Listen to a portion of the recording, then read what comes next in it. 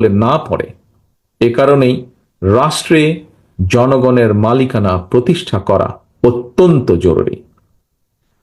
জনগণের ভোটে জনগণের কাছে জবাবদিহিমূলক সরকার প্রতিষ্ঠার মাধ্যমে একমাত্র রাষ্ট্র এবং সরকারকে জনগণের কাছে দায়বদ্ধ করা যায়। সম্মানিত সভাপতি, হাজারো শহীদের রক্তস্নাত বাংলাদেশে দীর্ঘ ১.৫ দশকের ফ্যাসিবাদী শাসনের পতন হয়েছে।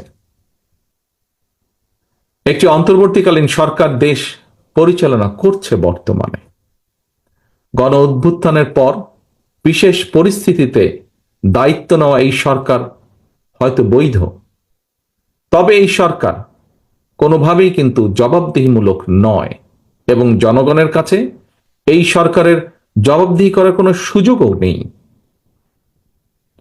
দেশের বর্তমান অন্তর্বর্তীকালীন সরকার 10 মাসেও জাতীয় নির্বাচনের সুস্পষ্ট তারিখ ঘোষণা করেনি।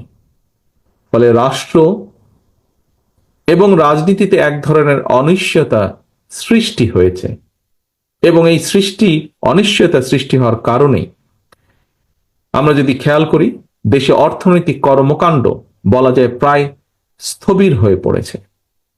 জনগণের ভোটে নির্দিষ্ট মেয়াদের একটি স্থিতিশীল সরকার না থাকায় দেশে কাঙ্ক্ষিত বিনিয়োগও হচ্ছে না। আমরা এখানে উপস্থিত প্রায় প্রত্যেকেই গণমাধ্যমে খবরে দেখেছি, ব্যবসায়িক সংগঠনগুলো বলছে নানা কারণে ইতিমধ্যেই শত শত শিল্প কলকারখানা বন্ধ হয়ে গিয়েছে।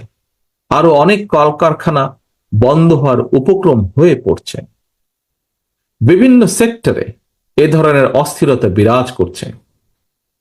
জনগণ তাদের সমস্যার সম্ভাবনার কথা সরকারের কাছে তুলে ধরার বা বলার কোনো সুযোগ তারা পাচ্ছে না। সম্মানিত সভাপতি, সম্মানিত নেতৃবৃন্দ, অন্তর্বর্তীকালীন সরকার